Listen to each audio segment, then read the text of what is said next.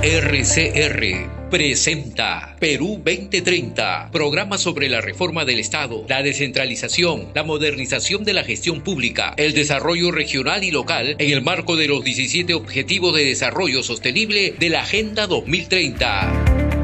Información, entrevistas, análisis y debates.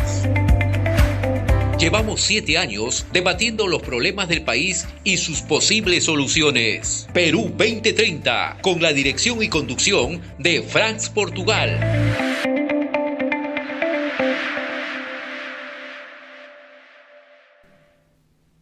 Muy buenos días a toda nuestra audiencia a nivel nacional que nos ven y nos escuchan en la multiplataforma digital de la Red de Comunicación Regional RCR, la red que comunica y une al Perú. Hoy día, sábado 10 de agosto del 2024, presentamos nuestra edición 380 de Perú 2030. También Perú 2030 se transmite en el portal de noticias enteratp.com, medio digital que dirige el periodista Ignacio Arana. Hoy tenemos nuestra programación que está desarrollando una serie de programas sobre descentralización, balance y propuestas. En esta serie de programas sobre el proceso de descentralización han participado gobernadores regionales, exgobernadores, especialistas en la materia, líderes y lideresas regionales. Este es el 8º programa ya que tenemos sobre este tema, que ha sido muy interesante la experiencia que hemos venido desarrollando en esta serie de conversaciones con nuestros invitados. Como ustedes saben, la idea inicial de este programa fue que transcurrido más de 20 años de iniciado el proceso de descentralización, era fundamental escuchar a los diferentes actores de este proceso de descentralización para que nos entreguen su punto de vista sobre el balance y sobre todo qué es lo que proponen para que este proceso pueda avanzar, ¿no? Y la realidad en estos años ha mostrado que es necesario formular propuestas que permitan reorientar el proceso, ¿no? Hacerlo avanzar, ¿no? Y estamos convencidos que luego de estos programas vamos a tener propuestas bastante serias de a qué hacer con la descentralización. En nuestro 8º programa sobre esta materia, hoy día tenemos como invitado a Nelson Chuy, es gobernador del Gobierno Regional de Lima Provincias. Vamos a escuchar la voz de la experiencia, como lo fue cuando también invitamos al gobernador de Cajamarca, Mesías Guevara, ¿no?, en anterior programa. Gracias, Nelson, por estar en Perú 2030. Bienvenido a nuestro programa. Gracias, Fran, por la oportunidad. Realmente muy contento de estar contigo. Sé que eres una persona que está muy vinculada al proceso de descentralización. Y bueno, nos conocemos pues desde la época en que comenzamos a gestionar la regionalización y descentralización, en la época del 2002, cuando Henry Piz, amigo común, planteó este proceso a través de la reforma de la Constitución. Muy bien, así es, Nelson, pero antes vamos como siempre, a presentar el nuevo número de Apuntes a Lápiz, el número 180, este semanario digital que dirige Julio Fayloc desde la heroica ciudad de Tacna, ¿no? El título de portada de este último número, sale todos los martes, es Se cae de Maduro, ¿no? Perú en el espejo de Venezuela. Hay una foto de Maduro, ¿no? Y el espejo es doña Dina Boluarte, ¿no? Trae además interesantes artículos de análisis políticos sobre la coyuntura. Bien, esta semana, amigos, todavía no ha quedado en la agenda política, ¿no?, el tema de la pensión vitalicia de Fujimori. Eduardo Salguana, presidente del Parlamento, anunció que propondría la suspensión temporal del beneficio otorgado al exdictador Fujimori. Sin embargo, se reunió con la mesa directiva y la mesa directiva no se puso de acuerdo, ¿no? Y ha continuado la pensión, se van a seguir pagando, pero acordaron que va a revisarse, ¿no?, los fundamentos jurídicos y llegaron a esa conclusión de la pensión, ¿no? Y han tomado un periodo de 60 días en la cual dicen que van a consultar a especialistas para ver si está conforme a ley. Todas las opiniones hasta la fecha que hemos escuchado, salvo los fujimoristas, ¿no?, es que es ilegal esta pensión. También esta semana como ya se venía a ver, ¿no es cierto?, se promulgó la ley que regula los delitos de lesa humanidad y los crímenes de guerra. Boluarte no quiso pronunciarse, ni observó, como todo el mundo lo ya señalaba, ¿no? Se hizo de la vista gorda, ¿no?, para dejar que el Congreso la promulgue, y así fue como se decidió. Obviamente, ¿no?, la comunidad nacional ha hecho fuertes críticas a esta ley de impunidad, ¿no es cierto?, que el Congreso ha aprobado, ¿no? Y los organismos internacionales, sobre todo los derechos humanos, pues están en contra de esta norma. Vamos a ver qué pasa en los próximos días, ¿no? El Volker Turk, alto comisionado de Derechos Humanos de las Naciones Unidas, dijo lamentar profundamente la promulgación de la ley de prescripción de delitos de lesa humanidad, ¿no?, oficializada por el Parlamento este viernes, ¿no? Ha lanzado un comunicado que ha sido publicado en la red social X, ¿no?, respecto a esta situación. Bien, también el Poder Judicial declaró procedente el pedido de extradición de la ex primera dama Elian Carr, que se encuentra en Israel y viene siendo investigada por el presunto delito de lavado de activos en el caso Ecoteva, ¿no? Esta es la situación. La señora Carr está declarada rea contumaz, ¿no?, y ya se ha emitido una orden de búsqueda y captura a nivel nacional e internacional. Por otra parte, y acá lo anecdótico, hay ministros que tiene este gobierno increíble. Sí. El ministro de Desarrollo Agrario y Riego, Ángel Manero Campos, dijo en una conferencia de prensa que en el Perú no hay hambre. Frente a todas las evidencias y cifras y datos de que sí hay hambre en el Perú, y ahí están pues los informes del INEI y de la FAO, este organismo de las Naciones Unidas para la Alimentación, ¿no?, que ha dicho pues de que en el Perú estamos en una grave situación. Es el primer país de América Latina en el ranking donde hay más hambre. Ese es el triste ranking que tenemos. En el Perú no se pasa hambre, dijo este señor. Hasta el último pueblo del Perú se come de manera contundente. Así dijo. Yo estoy leyendo textualmente la declaración, no me estoy inventando nada. Así dice.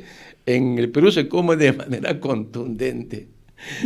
Bueno, no, dice pero que hay que mejorar la ingesta de carne, leche, huevo, dijo Ángel Manero. Y luego se fue, porque está de licencia, ¿no? Se largó del país, ¿no? Vamos a esperar qué pasa cuando viene, ¿no?, y preguntarle a la presidenta si debe seguir en el puesto, pues, ¿no? Vamos a ver qué es el Congreso, aunque ya sabemos que muy poco dice, ¿no?, en esta relación, ¿no?, tan amigable que tiene el Congreso con el Poder Ejecutivo. Y siguen los abucheos, ¿no?, contra personalidades del Ejecutivo, ¿no? Además de, ustedes recuerdan, ¿no?, la jalada, como se dice en el argot criollo, de la jalada de mechas a la presidenta, ¿no?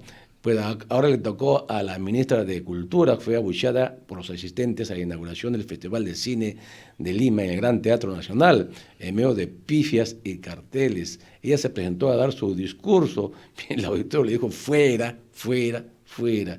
Pidió que le dejaran terminar su discurso, pero todo siguió de la peor manera, ¿no? Y esta situación, ¿no?, como ocurre con muchos ministros que ni siquiera pueden ir a provincia porque son abucheados, o también parlamentarios que no los quieren en su territorio, ¿no?, y que obviamente no van, ¿no?, y si van, pues tienen graves problemas. Ya ocurrió el caso de la congresista Patricia Chirinos en un bar de Barranco, donde le gritaban hipócrita, mentirosa, etcétera, y se tuvo que retirar, ¿no?, de ese bar, ¿no? Y qué decir del Guayqui Oscorima, ¿no? Tuve que huir de Huanta, ¿no?, donde fue a dar declaraciones sobre un problema que hay allí, ¿no? Y tuvo que ser retirado por las fuerzas policiales, ¿no?, antes que ocurran cosas peores, ¿no? Y luego tuvo que huir en helicóptero, ¿no?, de Huanta. Esa es, ¿no?, el grave deterioro que existe, pues la ciudadanía no nos aguanta. Pues algunos dicen, no, ¿cómo le van a gritar?, ¿no? Pero lamentablemente la ciudadanía está con un gran descontento, y no lo digo yo, sino ahí están las encuestas, ¿no? Congreso 95% y la presidenta peor, o sea que estamos en una decisión muy complicada. También, por enésima vez, la primera sala constitucional de Lima declaró improcedente el rechazo a la solicitud del Congreso de la República para aclarar y dejarse en suspenso la sentencia del 6 de junio del 2024 que ordenó la reposición inmediata de los consejeros Inés Tello de Ñeco y Aldo Vázquez Ríos de la Junta Nacional de Justicia. No, pues, no. Así que el Poder Judicial le dijo no, ¿no? Y para cerrar la semana, ¿no? El gobierno de Dina Boluarte ha promulgado una norma legal para modificar los 2 artículos de la ley universitaria y otorgar el licenciamiento permanente a las universidades supervisadas por las UNED. O sea, licencia a perpetuidad. Ya no va a haber, ¿no es cierto?, nuevas revisiones de las licencias que se otorgan, para que se están cumpliendo con las condiciones básicas de calidad. Son condiciones básicas, ¿eh? O sea, lo mínimo que debe cumplir una universidad para tener licencia, lo mínimo. Quiere decir que de allá para arriba se supone que deben progresar, ¿no? O sea, deben mejorar su calidad. Sin embargo, hay ciertos aspectos de la norma que señalan que sí habría también mecanismos para resolver el tema de que se mantenga la calidad universitaria. Algunos han señalado que es el fin de la reforma universitaria, el toque final que se le ha dado a esta ley que pretendió, ¿no es cierto?, hacer una reforma integral de la universidad peruana. Muy bien, vayamos entonces a nuestra mesa central, descentralización, balance y propuestas. Nuestro invitado es Nelson Chuy, exgobernador del gobierno regional de Lima, descentralista convicto y confeso, ¿no, Nelson? Por supuesto, nosotros ya tenemos muchos años, más de 25 años creo en este peleando proceso. Por la descentralización, claro, como exacto, debe ser, totalmente de acuerdo. Ahí somos socios, mi estimado Nelson.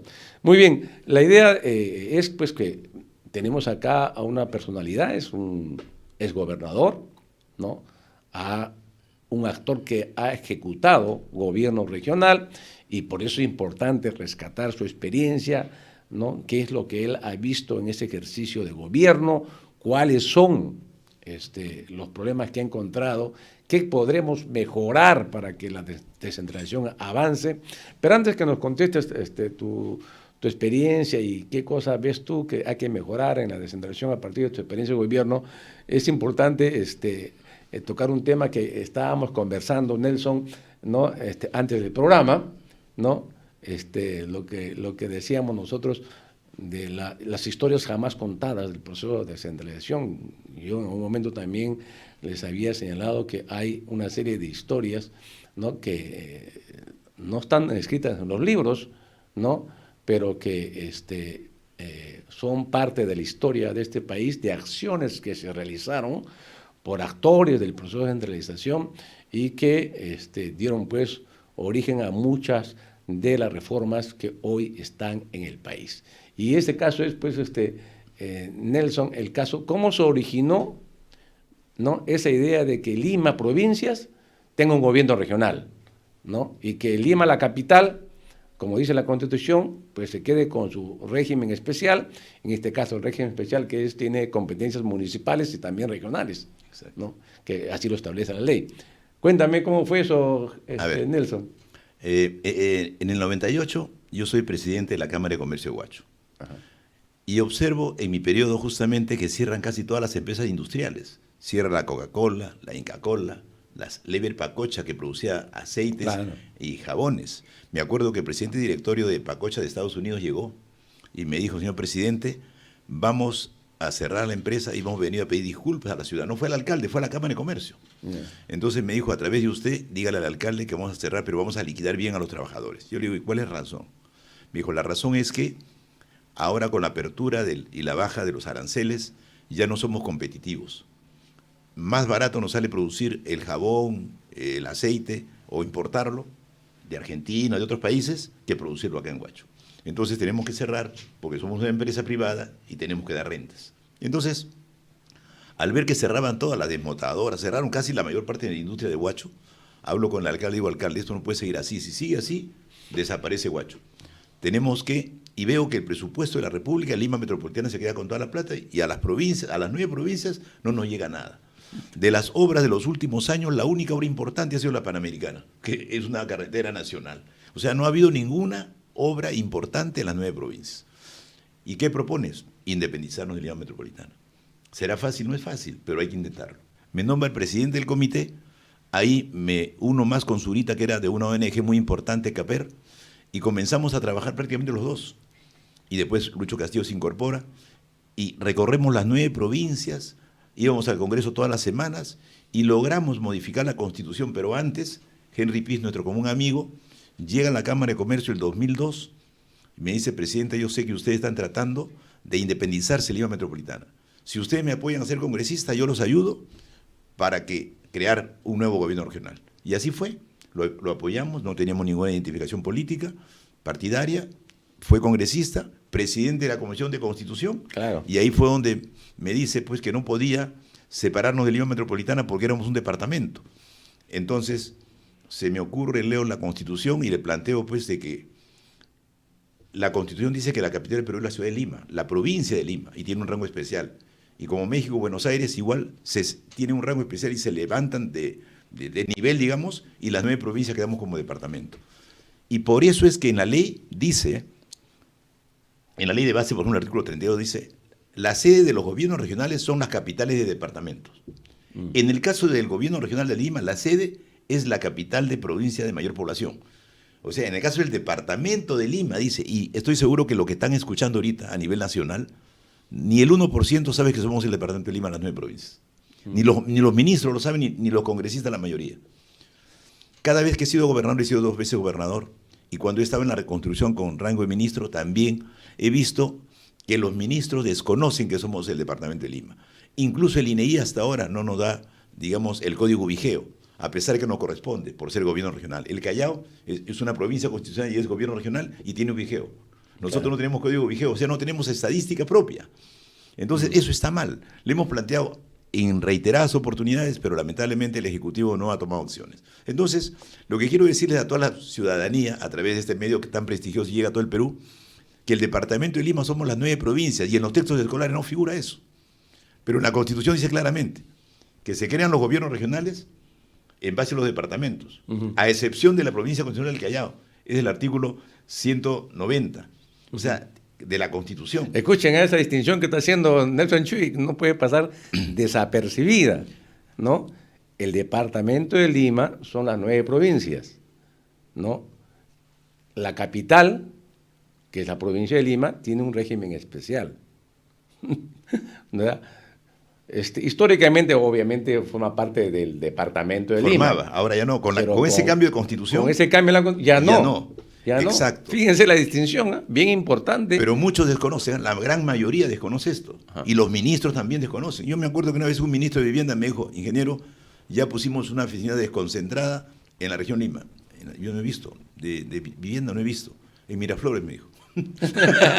Para que te des cuenta el desconocimiento que hay de lo que es el gobierno regional. Parece una broma, pero es una realidad. Entonces, lo que quiero decir es que los congresistas de la región Lima, que también desconocen el tema, la mayoría, les pido de que planteen de una vez por todas que se precise que el departamento de Lima somos las 9 provincias y que lo que pasa es que cuando se modifica la Constitución, yo leí la Constitución y no leí las partes suplementarias, las complementarias. Claro. Y ahí figuran los departamentos. Y ahí faltó poner Lima Metropolitana. Hablé con un presidente del tribunal y reconoció, me dijo, tienes razón. En realidad, ahí en la parte complementaria debería ponerse, los departamentos son Lima y todos los 24. Ahí, la provincia constitucional del Callao y Lima Metropolitana, capital del Perú. O sea, eso es lo que falta incluir en la Constitución. Precisar. Para que no haya ya más dudas, exacto. ¿no es cierto?, sobre la naturaleza de la capital de la República. Bueno, como tú decías, en varios países de América Latina, las capitales no tienen un tratamiento especial. Exacto. No somos la única. México, Buenos Aires y otros países de Latinoamérica. Así es, las ciudades capitales. Esa es la gran realidad. Bien, vamos a conversar con Nelson 2 partes. Una primera parte sobre este tema que estamos en la agenda de nuestro programa, que es el balance de la descentralización y cuáles son las propuestas, pero al final vamos a conversar sobre la MANRI, ¿no? Exacto. Ustedes dirán qué cosa es la MANRI, es una mancomunidad regional, Huancavelica Ica. ¿no? Huancavelica Ica, de la cual hoy en día está a cargo de Nelson Chuy, ¿no? En la parte ejecutiva. ¿No? Eso vamos a verlo al final porque es bien importante también recuperar la experiencia de las mancomunidades regionales y en la práctica pues aquí lo que tenemos a Nelson que está pues, al mando de esa mancomunidad. Bien, ¿cuál tú dirías, Nelson, qué es la situación actual del proceso de descentralización? Algunos han dicho de que este proceso es un fracaso, que está estancada, otros dicen que es una descentralización fallida, no ha cumplido sus objetivos, que hay que volver al centralismo. Hay varias interpretaciones y varios estudios, ¿no? De varias instituciones, como la semana pasada estuvimos con un investigador del Instituto de Estudios Peruanos, que está de aniversario, ¿no? Y tenía también su punto de vista, obviamente, sobre el carácter de la situación actual de la descentralización. ¿Cuál es tu opinión al respecto? A ver, en primer lugar, la descentralización, según la Constitución y según la Ley de Bases, es un proceso gradual y permanente. El objetivo del desarrollo integral del país. Pero también dice, es irreversible, dice la ley de la descentralización. ¿Por qué es irreversible? Porque la Constitución también se contempla que es permanente, pero para eso se requiere voluntad política. El gran problema de la descentralización es que los gobernantes que han entrado después no han tenido la voluntad política para darle una continuidad a las políticas públicas. Y el gran problema, precisamente ahí radica, de que entra un gobernante, cambia las políticas públicas, entra un gobernante a nivel nacional, un presidente de la República, o un gobernante regional, y no continúa las políticas del anterior, porque tiene sus propias dinámicas, tiene sus propios, digamos, propuestas, y considera de que no debe continuarse, y si lo anterior lo hizo es malo. Entonces, eso debemos cambiar. Tenemos que primero, pero para eso hay que planificar mejor el país. O sea, la descentralización se está recentralizando, se ha paralizado, y estamos retrocediendo. ¿Por qué? Porque, como digo, no hay voluntad política. Entonces, un primer punto es que hay una paralización por falta de voluntad política, se está recentralizando, y en todos los sectores, ¿ah? Por ejemplo, hablemos de educación. En educación, antes, nosotros, como en el primer periodo en que yo estuve, nosotros capacitábamos a los profesores. Teníamos un equipo que capacitábamos y contratábamos. En la época ya de Humala se cambia eso, no, nosotros continuamos y ellos ponen a otros a capacitar y pagándole el doble. ¿Ya? Entonces, lógicamente hay una competencia para lo mismo, pero con la diferencia está en que nosotros somos los que, la parte ejecutiva, y ellos reciben la información y no nos alcanzan a nosotros. O sea, no sabemos qué es lo que han capacitado, cuáles son, los informes no nos llegan, ellos manejan su información aparte a la nuestra. Eso no es un trabajo articulado. Claro. Entonces, la articulación... Un paralelismo exacto. A las competencias del gobierno efectivamente, regional. Mira, igual en agricultura. El PCI se maneja por su lado, agrorural, cada uno es un ente totalmente diferente y se han creado que opere en la región. Que opere en las regiones y se crean pues sin articulación con las autoridades regionales. Inclusive hasta con los mismos ministerios. Mire, yo recuerdo cuando estaba en la reconstrucción, le dimos muchos recursos al PCI y un día saca un documento y yo le digo, pero este documento la ministra no lo sabe. No, nosotros lo hemos hecho, pero ustedes dependen del ministerio. Y el que le da los recursos es la reconstrucción. Tampoco nosotros sabíamos. O sea, ustedes son autónomos. O sea, hay una autonomía total y un desconocimiento. ¿Por qué? Porque se han creado una serie de organismos públicos desconcentrados. Claro. Las OPDs. César Villanueva decía que cuando fue premier, que se crearon 2.000 organismos públicos desconcentrados. 2.000, O sea, cuando yo escuché la cifra, dije que se ha equivocado, ¿no? Y él dijo, no me he equivocado. No. Por eso, y es cierto, es cierto. Problema. Eso tiene que variar. Mira, tiene que haber una reforma del Estado, definitivamente. Y en la reforma del Estado tiene que ponerse la descentralización. Yo no opino igual que aquellos que dicen que es un fracaso la descentralización. Al contrario, yo lo he vivido en 2 periodos. He ido a la zona más alejada que nunca llegó el Estado. Cajatambo, que era es la provincia más pobre de las 9 provincias de la región Lima. En Cajatambo, durante 200 años de república, no se había hecho obras. Nosotros en 2 periodos hemos hecho más obras que todos los 200 años de república. Entonces, para que vean ustedes que definitivamente hemos llegado a los rincones más alejados, que no llegaba a la descentralización. Entonces, por eso digo que no es un fracaso. Lo que pasa es que lo que escriben desde Lima. Esa es la verdad. Y estudian desde Lima. Y estudian desde Lima, hacen su diagnóstico. Como los ministros que quieren gobernar desde Lima. Exacto, todo desde Lima. Yo estaba en la reconstrucción yo tenía rango de ministro y estaba en el Consejo de Ministros. Y la verdad es que la mayoría de ministros, bueno, habían ministros muy buenos, en salud, por ejemplo, y en otros ministerios muy buenos, pero habían también algunos que eran muy teóricos, que habían hecho su maestría, su doctorado, todo en otros países, y habían venido acá y no conocían la realidad. Entonces, lo primero que tienes que conocer es la realidad del país. Un ministro debe ser no solamente técnico, sino también político. Tiene que conocer la realidad de nuestro país, tiene que conocer lo que necesita. Por eso los problemas que tú ves con los ministerios que no llegan a la población, porque les falta esa expertise, la parte política, eso es importante. Entonces, yo creo que aquí lo que tenemos que hacer es una reforma del Estado. Y en la reforma del Estado tenemos que incluir el proceso de descentralización y profundizarlo, pero evitar la duplicidad de funciones. Mira, había un tal CRIS, que es Comité Regional de Inversiones Intergubernamentales de Salud. El CRIS, ¿qué ventaja que tenía? Mira, se crea por el gobierno central y otro gobierno entra y lo cambia, y lo paraliza. ¿Qué ventaja tenía el CRIS? Nos reuníamos los alcaldes, con los centros poblados a veces, con los gobiernos regionales y el gobierno nacional. Y definíamos la política de salud y sobre todo las inversiones en salud. Decíamos ya, ¿cuáles son las prioridades de cada provincia? Ahí nosotros decíamos cuáles eran las principales obras a hacer en todo el gobierno regional o departamento. Decíamos ya, este es el orden y así vamos a hacerlo, entre quien entre gobierno. O sea, definíamos técnicamente qué hacer. Ya, ¿el CRIS qué cosa era? Comité Regional de Inversiones Intergubernamentales en Salud. Un comité. Un comité. Pero estaba integrado por el Ministerio de Salud, el gobierno regional, los gobiernos locales tenían representantes, y tanto provinciales como distritales. Entonces era un trabajo articulado. Claro. Y los alcaldes decían, ya, yo necesito arreglar 5 postas, este primero, este segundo, este tercero, este cuarto. El provincial lo asumía y lo hacíamos en trabajo en conjunto con la presencia de ellos. Definíamos la prioridad de las obras. Entonces cualquier alcalde que quería iba al presidente de la República y decía, quiero esta obra. No, señor, acá está la lista y usted también han participado y usted no la han puesto. No puedo hacer la obra. ¿Te das cuenta? Claro, había orden. Había orden. Ahora no, ahora tú vas... ¿Y los CRIS desaparecieron? Prácticamente desaparecieron porque lo paralizó un gobierno, dijo, no, eso no es importante. Yo propuse de que el CRIS se dé... ¿Y los CRIS había en cada gobierno regional? ¿Se claro, entiende? Lógico. Yo planteé que ese CRIS se cree en educación, se cree en agricultura, para priorizar las obras. Claro. Eso es lo más... Y ahí se evita, pues, que diga que por un rol algo te dan una obra. No, acá las obras serían en forma ya... Con los CRIS eliminamos los roles. Planificada, hermano. Así tiene que ser, ¿no? Entonces, yo creo que ese es el camino que el Perú necesita. No hay una planificación, bueno, ya desde hace muchos años, y existe, bueno, el CEPLAN, pero acá tiene que ser una planificación, pero que cuente con la voluntad política del gobernante.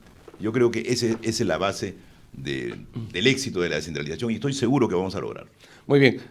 Nelson, vamos a hacer el corte de la media hora y seguimos en esta conversa tan interesante sobre la descentralización. Regresamos, amigos, dentro de breves instantes. Ya retornamos con Perú 2030.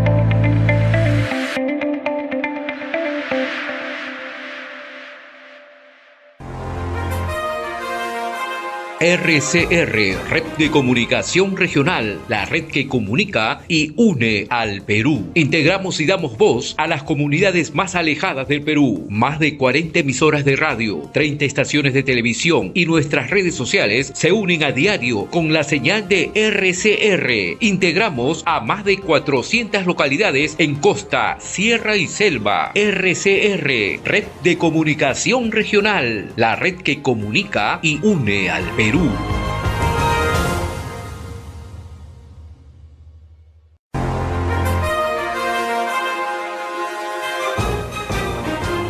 Enlace Regional, edición del mediodía. Informamos desde el mismo lugar de los hechos. Conversamos con los protagonistas de la noticia. Analizamos los problemas que aquejan al país. Llevamos la noticia a los lugares más alejados del país. Somos Enlace Regional, de lunes a viernes de 12 a 2 de la tarde por RCR, la red que comunica y une al Perú.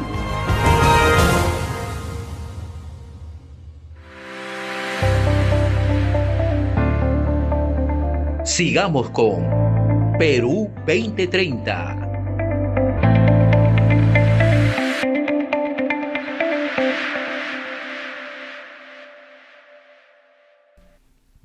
Muy bien, regresamos pues en esta conversa sobre descentralización, balance y propuestas que tenemos con Nelson Chuy, ex gobernador de Lima Provincias. Estamos en una conversa sobre un modelo bien interesante que él desarrolló en su gobierno, que era la CRIS, que era un mecanismo, ¿no?, de articulación de las necesidades en el caso de salud, tanto de los alcaldes. Pero ¿no? eso se fue a nivel nacional, o sea, salió a nivel nacional. También salió a nivel nacional. Eso fue a nivel nacional y nosotros lo consideramos que era lo mejor. Yo era presidente de la Asamblea más o menos en esa época, ¿no? Entonces, consideramos que era una buena medida y que debe aplicarse en todos los sectores.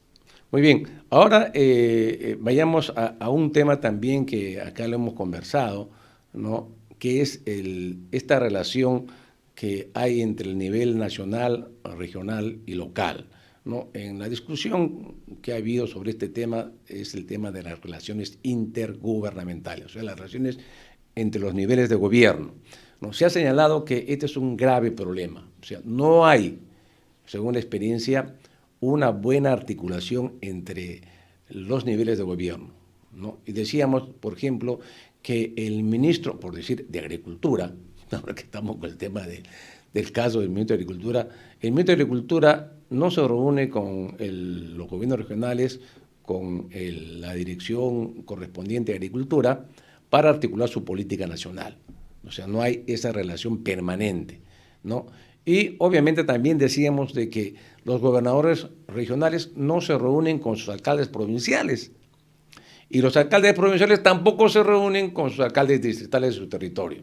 Entonces, no hay esa articulación necesaria, ¿no? Y obviamente, como eso no está claro en la legislación actual, nosotros hemos inclusive propuesto que hay que hacer una serie de modificaciones en ese aspecto para obligar a que los gobernantes de nivel nacional, regional, local, ¿no?, se reúnan y articulen sobre todo lo que son la inversión pública, ¿no?, para atender necesidades de la población.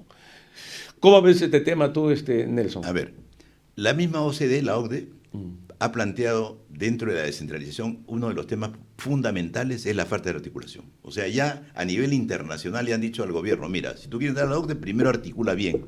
O sea, ya le han llamado la atención, es una política pública ya nacional. Y el gobierno no está haciendo nada para el respecto. Un requisito para estar en el ámbito de la OCDE. Exacto. O sea, entonces, esto ya es algo que se plantea. Pero además, mira, ve, cuando yo estuve en la reconstrucción con rango de ministro, yo paraba en el equivalente al ministerio 2 o 3 días a la semana, yo paraba en las provincias. ¿Ya? ¿Y qué hacía? Me iba con funcionarios de educación, vivienda, salud, agricultura y transportes, con funcionarios, para solucionar los problemas de los alcaldes in situ. Porque nosotros dábamos recursos a todas esas áreas. Y yo le decía a la ministra o al ministro, ¿sabe qué? Yo necesito que tu equipo técnico vaya, pero que a tomar decisiones, no a... ¿Por qué? Los alcaldes venían cuando yo estuve en la reconstrucción, cuando yo recién entré, no podía subir la escalera. Los alcaldes estaban haciendo cola, parecía un mercado persa. Había 100 personas en las colas del edificio. Entonces yo le digo, ¿pero por qué? Porque estaba centralizado. Claro. Entonces decidimos... Tienen que venir a Lima con su folder bajo el brazo a mendigar un poquito de presupuesto. Y se quedaban 2 o 3 días, en fin. Entonces yo dije, no, señores, vamos a poner... Las oficinas ya existen, pero vamos a ponerle no parte administrativa, 1 solo 2. 7, 8, 10 profesionales en cada provincia, en cada región, para capacitar y enseñar a los alcaldes para que hagan sus expedientes técnicos. Claro. Entonces, los guiamos haciendo expedientes técnicos. En año y medio, cuando hago el informe al Consejo de Ministros del Presidente de la República, le digo, señor presidente, en año y medio le hemos dado 100 profesionales, a la ministra de Salud, ella es nueva, a la ministra de Educación también es nueva, y 0 expedientes aprobados. Y nosotros en 7 meses aprobamos 1000 expedientes. Y dejamos 500 en proceso ya entre 70 y 80%. O sea, dije, en 2 meses tenemos 1500 aprobados. ¿Por qué? Porque teníamos profesionales, 7, 8, 10, 15 profesionales en cada provincia, y le guiaban a los alcaldes cómo hacer su expediente. Claro, la principal traba que hay que señalarlo es que los alcaldes no tienen el presupuesto necesario para contratar a especialistas en inversión para que puedan hacer un buen expediente. Y entonces, como pueden hacer su expediente, y obviamente tiene fallas. Y eso se retrasa y se retrasa y se retrasa y genera, ¿no es cierto?, un círculo vicioso. Por eso es que las obras se paralizan, porque el expediente está mal hecho, tiene vicios ocultos. Y cuando hay vicios ocultos, entonces el que construye dice, señor, usted me dio un expediente con fallas y por lo tanto yo no puedo seguir la obra, y se paraliza. Sí. En cambio, si las expedientes están bien hechos... Una serie de secuelas. Y vienen todas las secuelas y todos los problemas que tenemos. Mire, aquí lo que tenemos que hacer es... Con la Contraloría se le dio 100 millones para el control concurrente, pero el control concurrente debe venir desde los TDRs, de los términos de referencia, porque desde ahí viene la corrupción. Viene la falla y la corrupción. Entonces acá tenemos que prevenir todas esas cosas. Y ahí la Contraloría, así como de gobierno a gobierno, la Contraloría debe participar también a través del control concurrente. Entonces yo creo que eso es parte... Para ilustración de nuestros oyentes, ¿no? A ver, estamos hablando de aspectos técnicos. ¿Qué son los términos de referencia y por qué allí se produce corrupción? Ya, lo que pasa es que los términos de referencia son lo que publica, vamos a suponer vas a licitar una obra. Tú tienes que publicar los términos. ¿Cuáles son? Para que tú postules, ¿qué cosas tienes que tener? Por ejemplo, profesionales, en fin, todos los requisitos, digamos, claro, ya, para que tú puedas postular. Pero lo ponen los requisitos para que puedan postular, digamos, los que te convienen a veces. Exacto. Entonces... ahí va amarrado, desde ahí va amarrado ya un poquito. Por ejemplo, cuando dicen por ahí que hubo problemas con algunas empresas que le pidieron, por decir, unas cartas fianzas especializadas con ciertas características que no tenían los demás, estaba direccionado. Claro. Entonces, ese es el gran problema que hay. ¿Por qué? Porque con eso no puedes tú competir. Ya está direccionado quién es el que une los requisitos, o sea, y ese va. Está adecuado a la medida. Que la corrupción empieza en los términos de referencia que elabora la autoridad regional, local, ¿no es cierto? Ahí empieza la corrupción. Entonces, ahí hay que tomar medidas para que eso no ocurra, ¿no? Exacto. Entonces, desde ahí debe estar la Contraloría. Por ejemplo, la Contraloría pedía el 2%. El 2% es bastante plata. Entonces, bueno, si va a recibir esa cantidad, lo que tiene que hacer es, bueno, desde el término de referencia, pues chequearlo, o por lo menos, no, señor, esto está direccionado. Para esta obra no se requiere tanta especialización, se requiere solamente esto. Además, mira, nosotros ya teníamos un molde, por decirte. Para colegios, más o menos sabíamos cuál era el costo por metro cuadrado, a excepción pues, de algunos terrenos especiales que tienen algunos problemas, digamos. Oye, sobre eso, Nelson, ese punto que has tocado es fundamental también. ¿Por qué razón? O sea, ya para nadie es secreto, y esto es un problema técnico, cuánto cuesta pues, el metro cuadrado de una vereda o de una pista. Eso ya está establecido técnicamente, ¿no? Salvo que sea, no hay que inventar nada, especial, ¿no? Inclusive, Nelson, me decían de que ahora todo eso ya, mediante un software, uno mete los datos y ahí sale. Y sale automáticamente. Exacto. ¿No? ¿Cuánto cuesta? Oye, esos software una vez recuerdo que hace años ya están en otros países. Aquí ya demoró como 15 años en llegar. Bueno, pero ya llegó. Ahora, eso debería chequear. Por ejemplo, para construir un colegio. Ya, la Contraloría debe chequear eso, por ejemplo. Ya. Claro. Mete los datos, no el tamaño, la dimensión del terreno, todos los aspectos técnicos, pones ahí y sale. Y sale el costo. El costo. Y no se inflan los precios. Pues. Exacto, ahí eliminamos la corrupción. Parte de la corrupción. Claro, parte de la corrupción, obviamente. Entonces, porque dice que la otra parte. Hay varias partes. La otra parte, es que esta parte es recontra interesante, Nelson. ¿No es cierto?, rescatarla. La otra parte es la comisión que aprueba los proyectos. Claro, todo direccionados.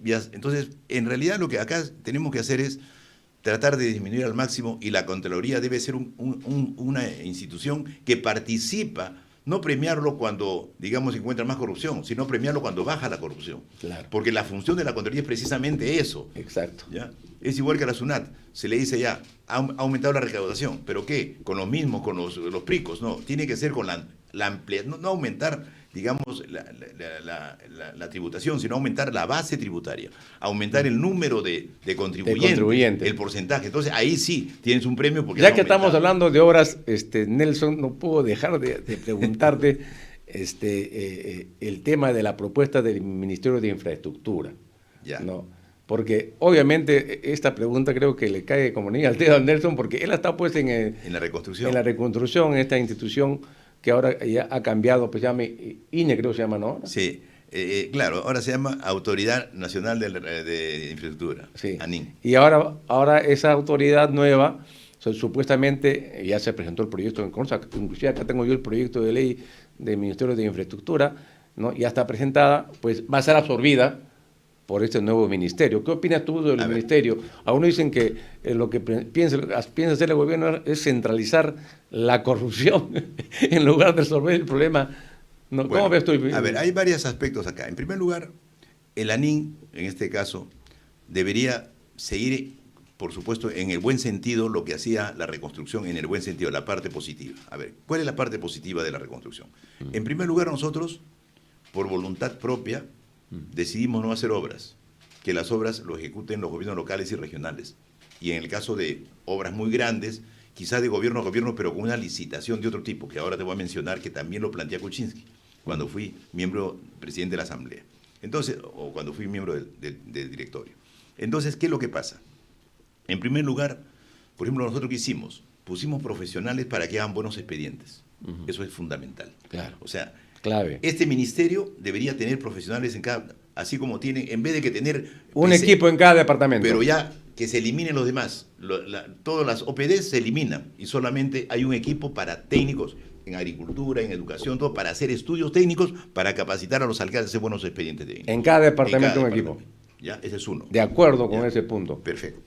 El otro tema es que en el caso específico mencionábamos de los profesionales, cuando ya las obras son de mayor nivel, ya se puede hacer de gobierno a gobierno, pero ¿cómo lo hacíamos nosotros? O cómo yo lo planteé, pero no se ha hecho así. Ya, yo planteé lo siguiente, mire, cuando fui a China... Caso de la carretera central.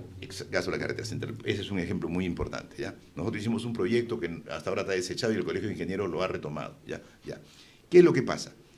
Cuando fuimos a China, y hablamos también con el gobierno de China, nos dijeron, nosotros podemos invertir en el Perú hasta $10.000 millones. En carreteras, por ejemplo, yo dije, vías de comunicación necesitamos. Perfecto, yo acá tengo el proyecto, lo que le planteé, las carreteras, las transversales, la bioceánica, el tren de Brasil, en fin, todo lo planteé en ese proyecto. Entonces me dijeron 10.000 millones. Entonces vine al gobierno y le dije, miren, señor, hay esta posibilidad. ¿Por qué no hacemos lo siguiente? Se licita de gobierno a gobierno para que ellos nos financien las carreteras. ¿Y quién gana? El que presenta menor tasa de interés. Hay puntaje a favor del que tiene menor tasa. Segundo, el que da más años muertos, otro puntaje a favor. ¿Ya? Entonces ya, más años muertos, hay años que no pagas nada, pero todo es llave en mano. Entregan la carretera funcionando, acá no hay que hay divisos ocultos. Te doy por partecita. Usted hace el expediente, valorizamos, vemos que está bien, le decimos ok, ya usted es responsable, ya. Y de ahí usted me entrega la obra y de ahí contamos, ¿ya? Entonces, contamos... O sea, cuando llave en mano, para nuestra audiencia, sí, es que una vez que la obra está elaborada, recién se le paga. Exacto. ¿No? Es decir, ya entregada. Y te evitas las obras paralizadas. Claro. ¿Ya? Entonces, ¿qué haríamos? El gobierno que gana es el que presenta la menor tasa de interés, el que te da más años muertos y el que te da más años para pagar. O sea, cada uno tiene un puntaje y ellos te financian la obra. Entonces, ya el Perú se endeuda a 30 años, 40 años, te dan 30 años, mejor te dan 40, en buena hora, te dan 20, bueno, pero te dan más años. Claro. ¿Por qué? Porque las empresas que hacen APP no tienen espalda financiera y ellos quieren recuperar su plata para hacer otra obra. Claro. Porque no son bancos. O una empresa de construcción que no tiene espalda financiera, por eso es que tienen que darle una parte primero, la segunda parte. No, y los aumentos son permanentes para recuperar su capital rápido. Sí. Entonces, el Perú ya se endeuda. Eso no funciona. Y si tienes 5 años muertos, tú tienes 5 años para cobrar peaje y ir acumulando para pagar la deuda. ¿Ya? Entonces, ponemos 6 soles, como era antes, el peaje al norte. Ahora está en 10 y pico, ya mira cuánto ha subido ya, 6 soles. Y solo se licita el mantenimiento, ¿ya? Y el mantenimiento te va a costar, pues, ¿cuánto? $1.50. Y los 4.50 para pagar la deuda. Y si sube el mantenimiento a 2 soles, tienes 4 soles para pagar la deuda. O sea, no sube el peaje a la población. Ya. ¿Te das cuenta? Claro. Eso lo asume el Ejecutivo y con la diferencia paga. Y con esto te evitas el alce peaje, te evitas la corrupción, te evitas todo. O sea, ese es el mejor camino. Y de frente Exacto. me dijo el ministro de Economía, no. Esa propuesta está recontra interesante. Me dijo, no, usted no conoce este tema, nosotros somos especialistas y no se meta en lo que usted no sabe. Así de frente. ¿Así te dijeron? Así me dijo. Ya. O Entonces, sea que no quería pues perder parte de la torta. Pues. por eso le digo. Es la única explicación. Yo le sugiero al gobierno que si va a formar esta institución, si maneja los recursos, puede pasar, como dice, la centralización de la corrupción. Ajá. Pero si transfiere a los gobiernos locales y regionales, lógicamente bien supervisados, con la Contraloría ahí, desconcentrada también, ya, ahí sí. Mira, si tenemos 2.000 OPDs, de las 2.000 formamos 24 en las regiones, o 25. Ya. Que sean 2 por región, las grandes sobre todo, ya, que sean 40, sean 100 contra 2.000. Claro. Pero hacemos algo positivo, algo para el país que va a beneficiar y vamos a disminuir la burocracia. Tenemos un potente motor para hacer cuando estuve la en la inversión reconstrucción, pública. hacíamos eso con 200 trabajadores en la reconstrucción. Y yo salgo, sube a 300, 400, 500 y ya ha terminado la liquidación con 1.500 trabajadores. Se tropezaban entre ellos. O sea, y hacían menos porque ya no revisaban los expedientes en las regiones. O sea, todo se puede hacer cuando hay voluntad política. Y yo planteé, nosotros no licitamos para evitar justamente la corrupción. Ya transferimos recursos, pero controlado, y la Contraloría al lado. Entonces, ese es el camino, yo creo, para evitar y disminuir la corrupción, mejorar la eficiencia, evitar que las obras se paralicen. Así sí funcionaría un ministerio de infraestructura. Exacto. Correctamente. Bueno, porque humildemente son algunas propuestas que hacemos. Economía de escala, ¿no es cierto? Lógico, y además el gobierno que va a hacer la obra va a buscar una empresa seguramente de ellos, está bien, que busque, y va a subcontratar algunas acá. Ellos verán cómo, la cosa que a mí me entregan ahora funcionando. Claro, no llave en mano. Exacto. Sí, yo también en ese punto planteaba de por qué, ¿no es cierto?, se da ese tipo de licitaciones, ¿no? Y que uno le va entregando el presupuesto poco a poco para que vaya invirtiendo y se va viendo si cumplió o no con la primera etapa, la segunda etapa, etcétera, etcétera, que obviamente ahí se da mucho manoseo. Bueno, en las obras chicas y grave, medianas puede ¿no es ser, cierto? pero las obras grandes, porque las chicas y medianas tienen que ser empresas que no tienen muchos recursos y que también son empresas son regionales. Por ejemplo, una cosa que planteaba Hernán Cuba era de, ¿por qué? Supongamos que necesitamos construir 50 colegios, Ya. ¿no? A 1, 2, 3 repartidos a nivel provincial. ¿Por qué hacer obrita por obrita, licitar, ¿no es cierto?, para que una pequeña empresa de ahí, que sabemos cómo, ¿no?, a veces existe y a veces desaparece, no consiga la obrita y se demore pues 5 años en terminar el colegio?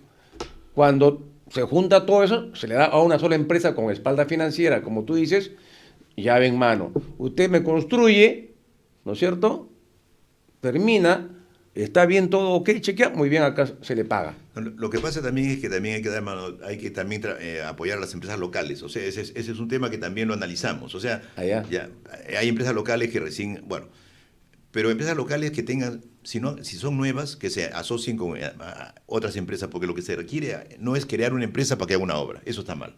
Debería haber un mínimo de una empresa que tenga 1 año, año y medio, y si al comienzo no tiene, que se asocie con alguien, claro, y después poco a poco va adquiriendo experiencia. Porque y después... ahí, tú sabes, empresas consiguen la obra, desaparecen, se queda la obra inconclusa y al poco tiempo aparece la misma gente con otro nombre. Aquí debería sancionarse no a las empresas, sino a los funcionarios. O sea, al gerente, a los dueños, para que si tú paralizas una obra, estás, así como dicen, estás en observación. Ya tienes tarjeta amarilla, digamos, ya. Señor, una más, a la segunda roja, ya. Definitivamente no puedes hacer contratación con el Estado. O sea, tiene que haber un control. Así como a los que tú no pagas una deuda a un banco, entras a Infocor, igualito tiene que ser.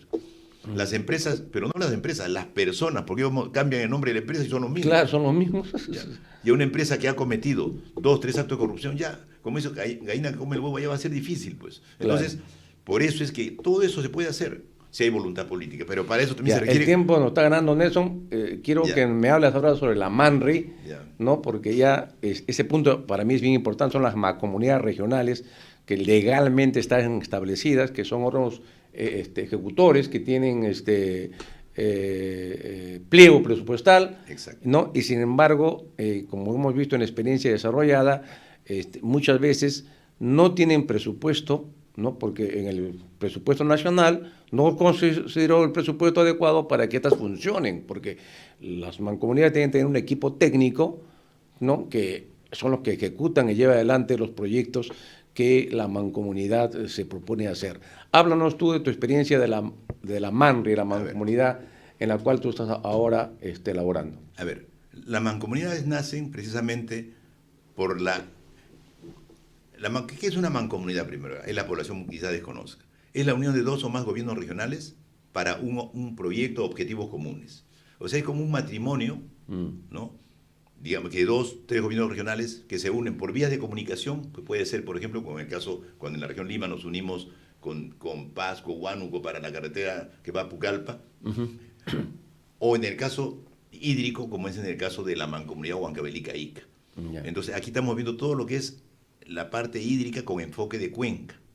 Entonces, esta mancomunidad es algo importantísimo porque el agua ahorita es la base, digamos, del desarrollo y sabemos de la escasez que va a haber. Entonces, la mancomunidad Huancavelica-Ica nace porque Ica requiere de agua y Huancavelica también, las partes altoandinas, ven pasar el agua cuando hay lluvias y causa daños y al final nadie se beneficia.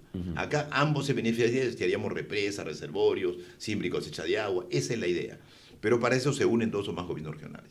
Pero la ley cuando nace, precisamente nace con ese criterio, pero dice también que las mancomunidades son un pliego presupuestal. Lamentablemente no se está cumpliendo la ley. Ahora pido a los congresistas, al ministro de Economía, que en la nueva ley del 2025, la ley de presupuesto, se incluya que la partida para los funcionarios, para un equipo mínimo, ya 4 profesionales, por ejemplo, para el equipo básico, técnico, 4 o 5, bueno, para la parte administrativa, porque si no, ¿cómo funcionas? Claro. ¿Ya? Entonces, eso es lo primero. Segundo, también dice, y lamentablemente, la ley hay que modificarla en algunos casos porque la interpretación a veces que da economía no está acorde, tiene que ser más precisada, hay que precisar. Por decirte, estamos haciendo ahorita un trabajo con los gobiernos locales de Pisco, Guaitará, Castrovirreina, la Junta de Regantes, el gobierno regional, los gobiernos regionales y el Estado. Ese es un ejemplo de trabajo articulado, ¿ya? Un ejemplo a nivel nacional, vamos a tener las 4 primeras presas en Pisco. Entonces, aquí hay un trabajo articulado, todos tienen que aportar. ¿Y qué dice economía? No, un gobierno local no puede aportar para una mancomunidad regional. Pero si ellos están en la cuenca. ¿Así dice el Ministerio de Economía? No permiten transferir, porque dice que no figura en la ley, pero lo que no figura se puede hacer. No, tiene que precisarse. Entonces yo pido al ministro que precise en la ley que los gobiernos regionales y locales y el gobierno nacional puedan transferir para preinversión, porque tampoco dice preinversión y como no dice tampoco quieren. Pero si no hay preinversión, no hay inversión, pues. Claro. Si no hay perfiles, no hay expedientes. Entonces, tienen que también modificar la ley. Se entiende que si es una obra que va a beneficiar tiene que tener a todo el territorio. Y no tiene partida de nacimiento, ¿cómo hago? Claro. Es ilógico. Lógico. Entonces, acá también tiene que precisarse en la ley que los gobiernos locales, las instituciones públicas y privadas, el gobierno regional y todo, puedan aportar para las mancomunidades regionales que estén en su ámbito. Claro. En este caso, en el ámbito de la mancomunidad. Y, lógicamente, para perfiles, expedientes y todo tipo de inversión, ¿no?